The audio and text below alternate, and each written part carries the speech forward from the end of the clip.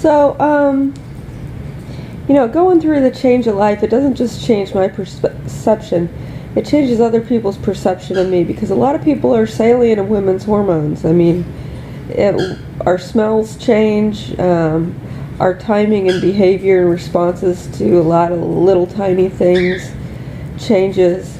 And I noticed a few years ago that I was starting to remember things from childhood, probably because I was in the same hormonal state for the first time in a very long time, since like I was in when I first heard this information. And I know a lot of old people, people who were in their 80s and 90s back in the 1970s were aware of these kinds of things. And when they were little kids, people in their 80s or 90s talked to them. So anyway, I had a lot of talks with Gramps over the years about things that maybe he only said to me once or twice. And one of them was that, his mother, she always felt like she had to have a man in her life. And he said he always resented her for that, because she did next to nothing for her kids. She just kind of let them run and run and run, and whatever happened to him, unless she could blame somebody for what happened to him, like if somebody tried to harm him or something.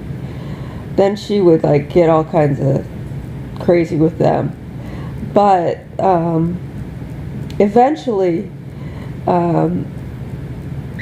there was a group of kids that he grew up with, but she had a lot more kids after that. She just kept having them until she couldn't have them anymore, especially once the state started taking them away, because that kind of cut down the time in between the kids. Because if she kept the kids, then sometimes that would scare some of the men away. But anyway, so some people grow up in houses with women who may have never had a cycle, or may have taken in a child after she was done with her cycles.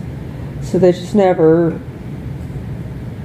learned any skills for interacting, or any, maybe they were taught never to. They never looked like either of their parents or anything like that.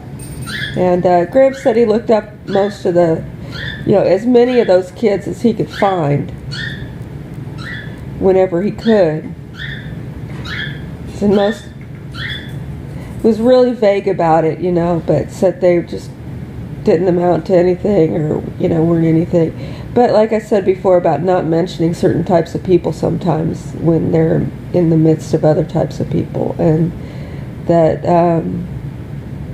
there were other people around us who needed people who were better than what was around, and